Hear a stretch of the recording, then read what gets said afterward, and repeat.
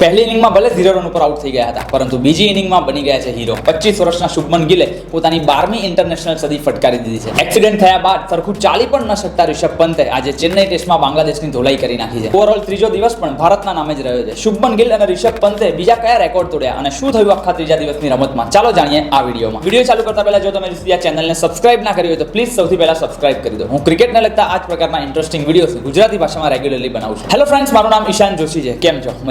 મજામાં જશો ને યાર. શુભમન ગિલ અને રિષભ પંતના બેટથી પરફોર્મન્સ જ કંઈક એવું આવ્યું છે. ત્રીજા દિવસની રમતની વાત કરીએ તો 81 રનના સ્કોરથી આગળ બેટિંગ કરવા માટે ઉતરેલા શુભમન ગિલ અને રિષભ પંત શરૂઆતથી જ એકદમ પોઝિટિવ અને અટેકિંગ માઇન્ડસેટમાં જોવા મળ્યા હતા. ઇનફેક્ટ લંચ પહેલાનો સેશન તો એકદમ જ એક તરફી જોવા મળ્યો હતો કે જ્યાં શુભમન ગિલ અને રિષભ પંતે બાંગ્લાદેશના કોઈ પણ બોલર્સને બિલકુલ મચક ન આપી હતી. પહેલા સેશનમાં નખાયેલી 28 ઓવર્સમાં ભારતીય ટીમના આ બંને બેટ્સમેનોએ મળીને 124 રન ફટકારી દીધા હતા. પીચ ઉપરથી તો મદદ ઓછી હતી જ, પરંતુ બાંગ્લાદેશના બોલર્સ તરફથી કોઈ પણ પ્રકારની પ્રોએક્ટિવ એટેકિંગ સ્ટ્રેટેજી જોવા ન મળી હતી. અને એઝ અ રિઝલ્ટ લંચ પતી ગયા બાદ તરત જ પહેલા રિષભ પંત અને ત્યારબાદ શુભમન ગિલ બંને જણાએ પોતપોતાની સેન્ચુરીઝ ફટકારી દીધી હતી. હવે સૌથી પહેલા જો રિષભ પંતની વાત કરીએ તો 634 દિવસ એટલે કે ઓલમોસ્ટ 2 વર્ષના લાંબા સમયગાળા પછી રિષભ પંત એ ભારતની ટેસ્ટ ટીમમાં કમબેક કરી રહ્યા હતા. રિષભ પંત સાથે થયેલા ભયાનક એક્સિડન્ટની વાતો તો તમને બધાને ખબર જ હશે. દોડવું તો ઠીક, એક સમયે રિષભ પંત સરખું ચાલી પણ ન શકતા હતા. અને આવી સિચ્યુએશનમાંથી પાછા રિકવર થઈને ભારતીય ટીમમાં રમવું અને એમાં પણ આ પ્રકારનું પરફોર્મન્સ આપવું, it's just incredible. In fact Rishabh પંતના ડોક્ટરોએ પણ એક્સપેક્ટ નહોતું કર્યું કે તેઓ આટલું જલ્દી ટીમ ઇન્ડિયામાં કમબેક કરી શકશે. આ વસ્તુ બતાવે છે કે રિષભ પંત ખરેખર એક પોઝિટિવ માઇન્ડસેટ અને સ્ટ્રોંગ કેરેક્ટર ધરાવે છે. રિષભ પંતે બાંગ્લાદેશ સામે ફક્ત 128 જ બોલમાં 109 રન ફટકારી દીધા હતા, જેમાં 13 ચોગ્ગા અને 4 છગ્ગા ઇન્ક્લુડેડ હતા. ટેસ્ટ ક્રિકેટમાં આ રિષભ પંતની 6ઠ્ઠી સેન્ચુરી હતી. અને આ સાથે જ રિષભ પંતે એઝ અ વિકેટકીપર ભારત માટે ટેસ્ટ ક્રિકેટમાં સૌથી વધારે સેન્ચુરી ફટકારનારા મહેન્દ્રસિંહ ધોનીના રેકોર્ડની બરાબરી કરી લીધી છે. રિષભ પંતે 58 જ ઇનિંગમાં 6 સેન્ચુરી ફટકારી દીધી છે. બીજા નંબરે રહેલા મહેન્દ્રસિંહ ધોનીએ 144 ઇનિંગમાં 6 સદી ફટકારી હતી, જ્યારે રિદ્ધિમાન સહાયે 54 ઇનિંગમાં 3 સદી ફટકારી છે. એટલે 100% એવું કહી શકાય કે ભાઈ સેટબેક ગમે તેવું હોય, પરંતુ કમબેક તો રિષભ પંત જેવું થવું જોઈએ. હવે કમબેકની વાતો કરી જ રહ્યા છીએ તો આ મેચમાં ફક્ત રિષભ પંત જ નહીં, પરંતુ શુભમન ગિલનું પણ એક ધમાકેદાર કમબેક જોવા મળ્યું હતું. પહેલી ઇનિંગમાં 0 રન ઉપર આઉટ થઈ ગયેલા શુભમન ગિલને ઘણા બધા લોકોએ તો ભારતના બાબર આઝમ પણ કહી દીધું હતું, પરંતુ આ તો પ્રિન્સ છે ભાઈ, મજાક થોડી છે. પોતાનું સ્પેશિયલ ફોર્મ લઈને પાછા આવેલા શુભમન ગિલે ચેન્નઈ ટેસ્ટની બીજી ઇનિંગમાં બાંગ્લાદેશના બધા જ બોલર્સને ચારે બાજુ માર્યા હતા. શુભમન ગિલે 176 બોલમાં 4 છગ્ગા અને 10 ચોગ્ગા સાથે અણનમ 119 રન ફટકાર્યા હતા. ઓફકોર્સ કન્ડિશન્સ અને પિચ બેટિંગ માટે ફેવરેબલ થઈ ગઈ હતી, પરંતુ શુભમન ગિલનો ક્લાસ 100% આપણને જોવા મળ્યો હતો. હવે જો અમુક સ્પેશિયલ રેકોર્ડ્સની વાત કરીએ તો શુભમન ગિલ છેલ્લી 3-4 મેચોની 5 થી 6 ઇનિંગમાં એક પણ વખત 50 રનથી વધારે રન નથી ફટકારી શક્યા. પરંતુ જો આ જ મેચોની બીજી ઇનિંગની વાત કરીએ તો એક પણ મેચ એવી નથી કે જેમાં શુભમન ગિલે 50 રનથી નીચે ફટકાર્યા હોય. એટલે ઘણા બધા લોકો આજે સોશિયલ મીડિયામાં શુભમન ગિલને બીજી ઇનિંગના માસ્ટર પણ કહી રહ્યા હતા. ઇનફેક્ટ જો એવરેજની પણ વાત કરીએ તો શુભમન ગિલની પહેલી ઇનિંગની એવરેજ ફક્ત 28 ની આજુબાજુ છે, જ્યારે બીજી ઇનિંગની એવરેજ 51 છે,